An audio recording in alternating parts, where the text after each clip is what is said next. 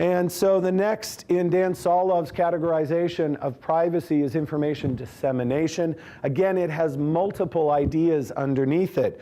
Breach of confidentiality, disclosure, ideas of exposure, you're exposed in a way that you don't appreciate, increased accessibility, which is an interesting one because it's one of scale, which I think really speaks to much of what we've talked about yesterday and will be talking about today, and that is that it may not even be that the data that is being shared or released or made available is that different from what may have been available 20 years ago.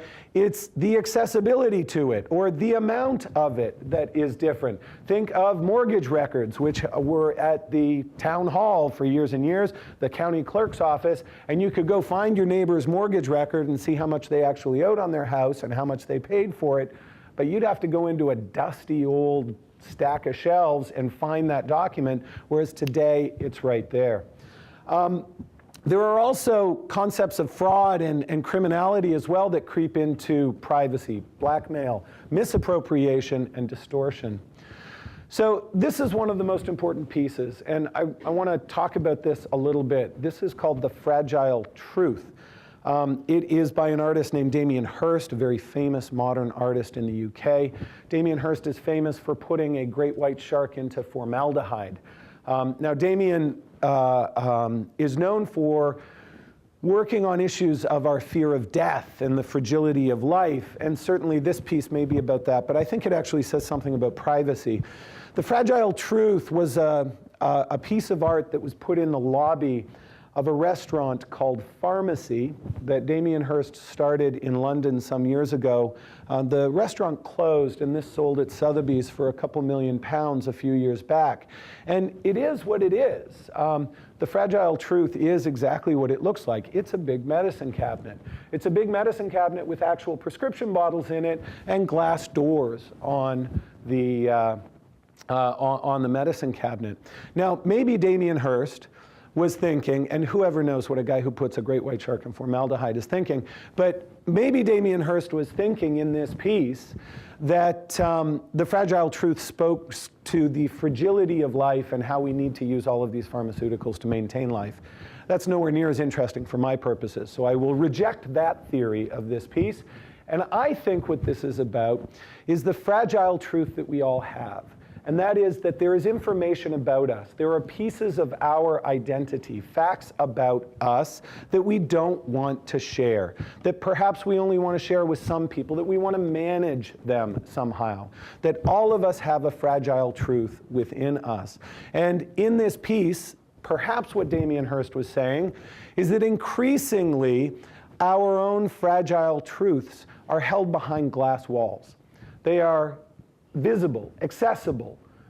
They are part of our normal currency of daily life. People see them walking through a restaurant lobby. And thus the fragile truth is all that more fragile. The other thing that's fascinating here is the duality of the message. That not only do we have a fragile truth, but also within us there is a voyeuristic desire to see others' information. And so as we walk through the lobby, we are inclined to look. And this is true, I'm sure, for many people. It's the idea of going to someone's going to someone's house for a dinner party, you visit the bathroom, and there's the medicine cabinet, right? And do you look in or do you not look in? You know, it is a conflict within us to deal with that desire to see information about others. And I think Damien Hirst speaks about that in The Fragile Truth. One of the other ideas under information dissemination and information use under Dan Solov is the idea of commoditization, or the idea that you as an individual are identified by some other decision maker than yourself. It can be a corporation. This is a famous ad for a company called Zero Knowledge that has now been sold and renamed a few times. But for a while, around the turn of the millennium, Zero Knowledge was a hot company working on technological solutions to privacy online. And they were very clearly connecting this idea of commoditization of the individual in a commercial sense. But it's more than that as well. This is a piece that's in the Vatican Museum. It's a cutout on the right there. This is a piece that's in the Vatican Museum called No Names. And across the top, you can barely see it. It says 1939. It's a very clear reference to the Holocaust, a very, very clear reference to the Holocaust. And obviously, the train tracks are meant to evoke the train tracks that went into Auschwitz or Birkenwald or one of the concentration camps in the Holocaust.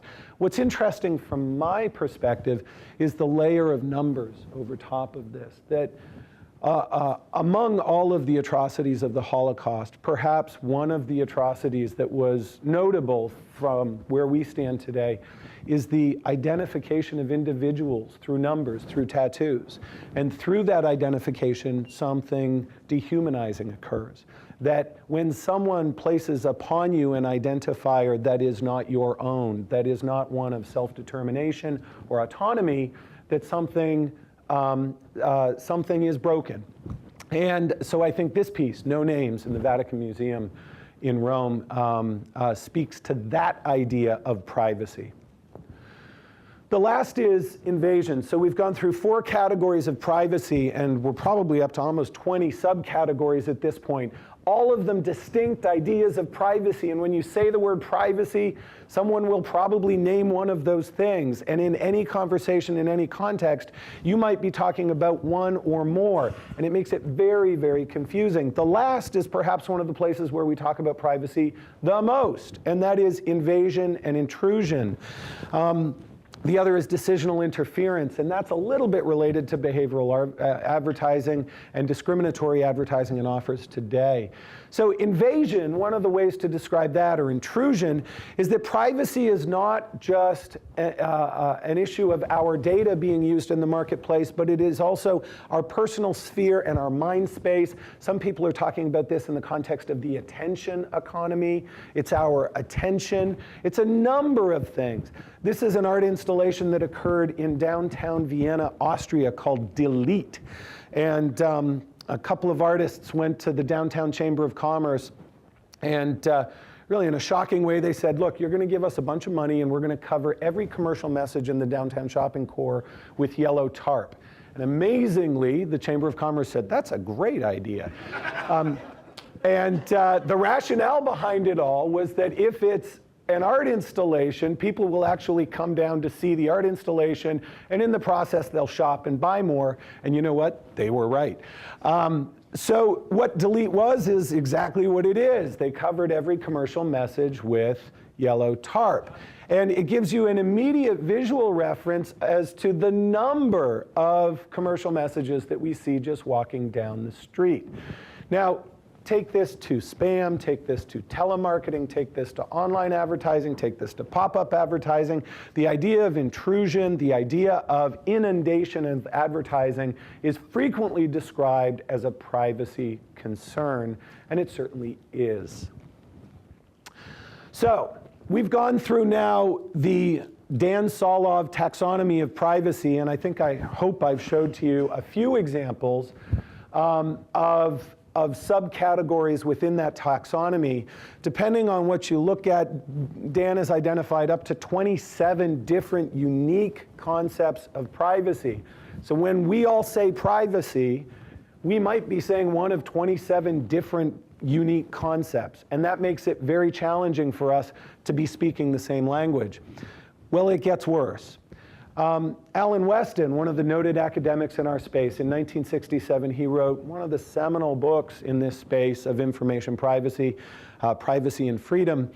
Alan Weston, for almost 3 decades now, has been doing work on the American consumer and their approach to privacy.